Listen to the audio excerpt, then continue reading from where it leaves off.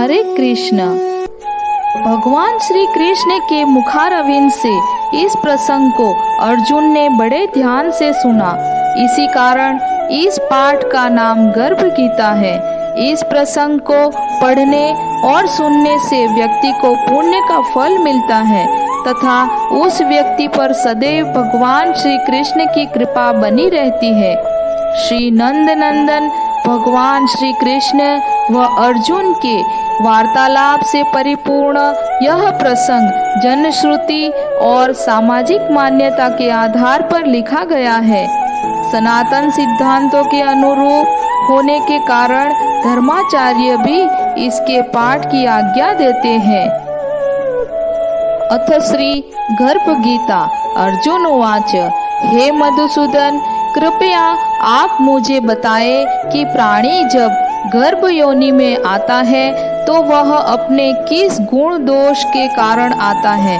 प्राणी जन्म से पहले गर्भ में कष्ट पाता है और जन्म के समय भी असहनीय पीड़ा पाता है।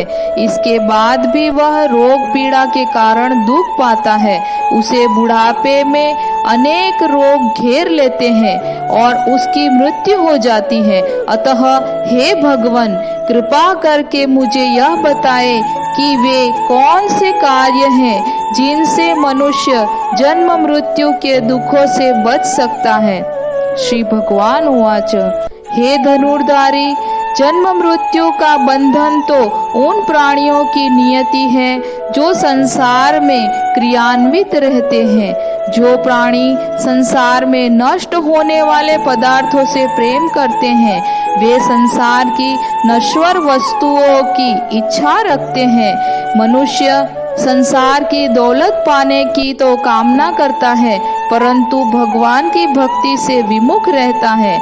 इसीलिए वह बार बार अनेक योनियों में पैदा होकर जीवन मरण की और गर्भ के दुख भोगता है। अर्जुन उवाच हे माधव, संसार की मोह माया से मुक्ति तो संभव नहीं है। मन 5 विकारों के वश में है। वे 5 विकार काम, क्रोध, लोभ, मोह और अहंकार है। यह मन मस्त हाथी की तरह है। माया मन को हर लेती है। इन 5 विकारों में अहंकार सबसे प्रबल है। यह प्राणी को नरक में ले जाता है। हे जनार्दन, इस मदमस्त हाथी को कैसे वश में किया जाए, अर्थात मनुष्य को कौन से प्रयत्न करने चाहिए जिनसे मन को भक्ति में लगाया जा सके।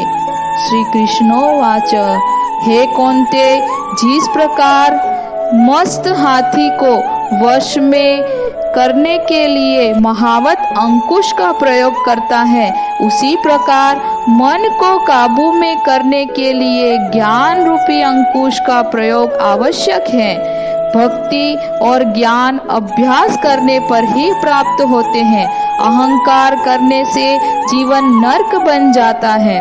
अर्जुन उवाच हे जनार्दन, कुछ प्राणी तो आपकी भक्ति करने के लिए वन जंगलों में जाकर रमते हैं और कुछ सांसारिक मोह माया छोड़कर जगह जगह भटकते फिरते हैं। अतः हे प्रभु, इस बारे में कैसे पता चले कि आपकी भक्ति किस प्रकार मिल सकती है। श्री भगवान उवाच हे अर्जुन, जो प्राणी मुझे खोजने के लिए जंगलों में फिरते हैं वे सन्यासी व वैरागी कहलाते हैं। वे सिर पर जटा बांधते हैं तथा भस्म लगाते हैं, लेकिन फिर भी वे मेरे दर्शन नहीं कर पाते क्योंकि उनमें भक्ति व प्रेम नहीं है। वे अहंकार में डूबे हुए हैं। तप या वैराग्य का अहम तो मेरी भक्ति पाने में बाधा डालता है। मैं शुद्ध मन से भक्ति करने वाले सतत अभ्यासी जो काम, क्रोध, मोह, लोभ और अहंकार से परे हैं, उन्हें ही दर्शन देता हूँ। अर्जुन उवाच हे मधुसूदन, मनुष्य इन 5 विकारों से ग्रस्त होकर अपने इस सांसारिक जीवन को नष्ट कर लेता है। हे माधव, वह कौन सा पाप है जिसके कारण किसी की स्त्री असमय ही मर जाती है, किसी के पुत्र मर जाते हैं और किसी पाप के कारण व्यक्ति नपुंसक हो जाता है। श्री भगवान उवाच, हे अर्जुन, जो व्यक्ति किसी के कर्ज लेकर उसे चुकाता नहीं है, वह इस पाप कर्म से अपनी पत्नी को खो देता है। उसी प्रकार जो किसी की अमानत को नहीं लौटाता, उसके पुत्र मर जाते हैं। जो किसी व्यक्ति को सहायता करने का वचन देकर भी समय पर उसकी सहायता नहीं करता, वह नपुंसक हो जाता है। ये सभी बड़े भयंकर पाप हैं।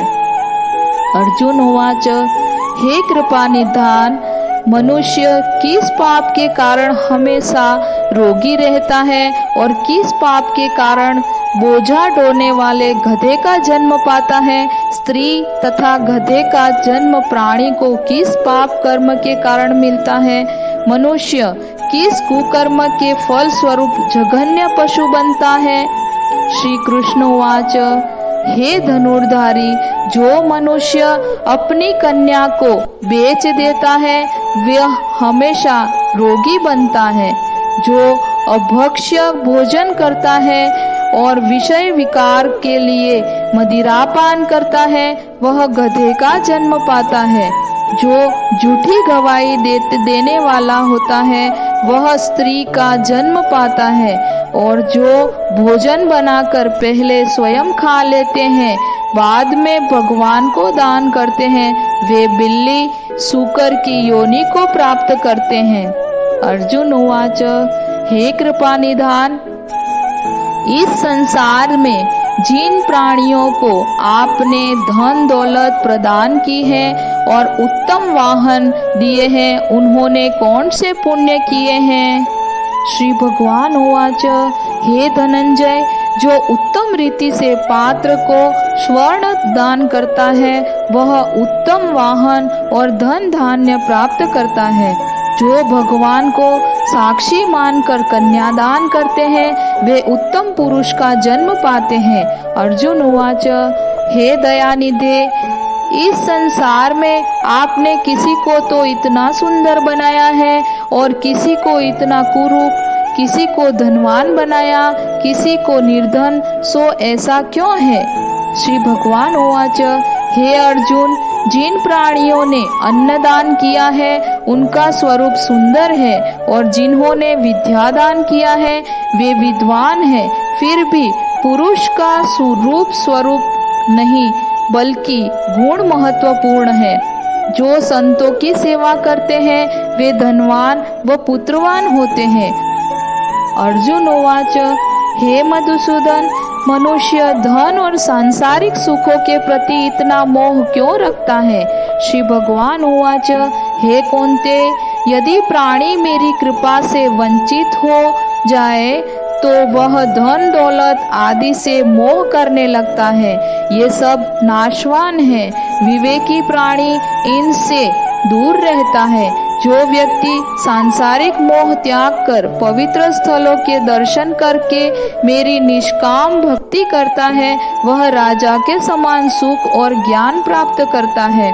सभी वस्तुएं नाशवान हैं, केवल मेरी भक्ति ही ऐसी है जिसका नाश नहीं होता। अर्जुन उवाच, हे जनार्दन, मनुष्य में शारीरिक रोगों जैसे रक्त विकार, खंडवायु, अंधता तथा पंगुता आदि का क्या कारण है? ये रोग क्यों होते हैं? बताने की कृपा करें। श्री भगवान उवाच, हे अर्जुन, जो प्राणी मेरी भक्ति से विमुख होकर माया में लिप्त हो जाते हैं, वे क्रोधी, रक्त विकारी, आलसी, दरिद्र, शील संयम रहित, खंडवायु जैसे रोगों से ग्रसित होते हैं। जो स्त्री अपने पतिव्रत धर्म का पालन नहीं करती, वह संयम रहित ज्योतिहीनता जैसे विकारों से ग्रसित रहती है।